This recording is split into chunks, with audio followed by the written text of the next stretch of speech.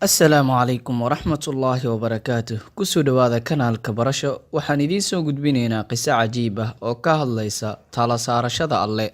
Qisadan waxa ay ku bilaabanaysaa sida tan. Haweeney ka soo jeeda qoys ladan ayaa ninkeeda uga dhintay lacag fara badan iyo laba gabdhood.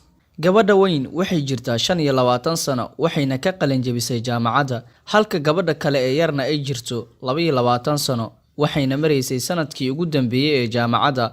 Waxayna ku riyoonaysay in ay hesho shaqo marka ay jaamacadda dhamayso kadib. Labadan gabdhood waxaa soo doontay niman badan, laakiin midna maysan ogolaanin inay guursato. Gabadha yar waxay ahayd mid diida guur oo idil oo ka soo horjeesata, waxayna go'aan ku gaartay inaysan sanado guursanin ilaa ay muddo ka shaqaynayso, halka gabadha weynina aysan la wadaagin dadka sababta ay ku diiday guurka. Sidaas ayayna sii ahaatay ilaa uu cimrigeeda ka gaaray 28 sano. Hooyadii dhashay labadan gabdhood ayaa mooday in gabdhaheedii la sixray, taasina ay keentay inay guur oo idil diidaan. Dabadeed hooyadeed waxa ay u tagtay islaan weyn oo taqaana sixirka si ay u ogaato waxa haya gabdhaheeda. Magaaladii ay ku noolaayeen waxaa la isla dhexmarayay inay islaantani tahay islaan zaid u taqaana sixirka. Qof kasta u tagana ay codsiyadiisa u fulin jirtay. Waxaas uu ka dalbadayna uu heli jiray bilooyin ama muddo gaaban kadib.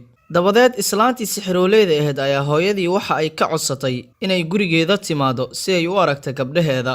Kadib gurigii ay timaaday islaantii, gabdhihii hooyadoodna waxay ku qancisay in labadeeda gabdhood waxa hayo ay yihiin sixir, waxayna dareemi doonaan xanuun marka laga bixinayo sixirkan. Waxay u sii raacisay hadalkeedii haddii aan laga bixinin sixirkan in ay weligood sidaan ahaan doonaan oo aysan weligood guursan doonin.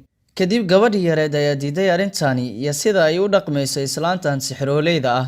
Gabadha yar waxay ahayd gabar xifdisan Quraanka, taqaanana axaadiista Rasuulka Muxamed sallallahu alayhi wasallam, sidoo kalena taqaano tala saarashada Alle. Waxayna soo xasuusatay hadalkii Rasuulka sallallahu alayhi wasallam kaasoo ahaa: إذا سألت فاسأل الله وإذا استعنت فاستعن بالله واعلم أن الأمة لو اجتمعت على أن ينفعوك بشيء لم ينفعوك إلا بشيء قد كتبه الله لك ولو اجتمعوا على أن يضروك بشيء لم يضروك بشيء إلا قد كتبه الله عليك. حديثكاس oo micnihiisu yahay haddii aad cid wax weydiisanayso alla weydiiso, haddii aad cid kaalmo weydiisanaysana alla kaalmo weydiiso. Waxaad ogaataa haddii ay dadka dhan isku tagaan si ay wax ku taraan in aysan wax ku tari karin wuxuu alla kuu qoro mooyee. Sidoo kale haddii ay kula maagaan inay ku geystaan wax dhib ah inaysan ku geysan karin ilaa wuxuu Ilaahay kuu qoro mooyee. Ama gabadhii weyneed taasoo ahayd mid ka imaan yareed walaasheed waxay ogolaatay wax kastoo ay islaanta sixirooleeda ahayd u soo bandhigtay,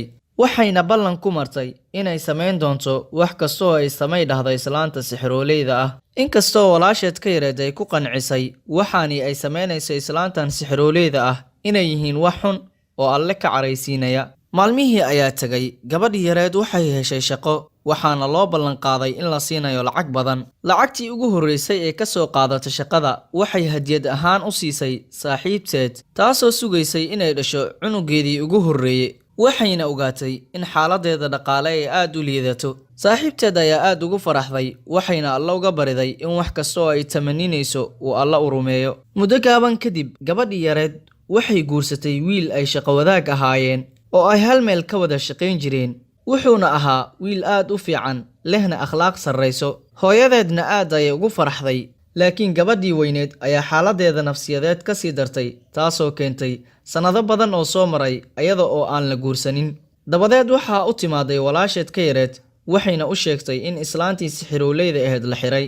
Waxayna walaasheed ka codsatay inay Allah weydiisato dambi dhaaf, ayna Allah tala saarato, kaasoo ay wax walba gacantiisa ku jiraan. Dabadeed gabadhii weyneed ayaa qaladkeeda ogaatay, Allah ayayna weydiisatay dambi dhaaf. Waxayna bilaawday salaad fara badan, xusida Alle iyo tukashada salaadaha habeenkii xilligiisa dambe ee salaatuleylka. Waxayna bilaawday sadaqo iyo in ay wax siiso cid kasta oo baahan ilaa uu Ilaahay ka fiiday kurbadii haysay. Wuxuuna Ilaahay ku irsaaqay guur wanaagsan iyo nin wanaagsan. Haddaba halkaas ayuu inooga egyahay qisadii aan uga hadlaynay tala saarashada Alle. waxaana rajaynayaa in qisadani ay ku noqoto mid ku anfacdo. Waa ku mahadsan tahay daawashada muuqaalkan. Fadlan la wadaag asxaabtaada qisadan si ay iyagana uga cibro qaataan. Waxaan idinkaga tagayaa. Salaamu calaykum waraxmatullaahi wabarakaatuh.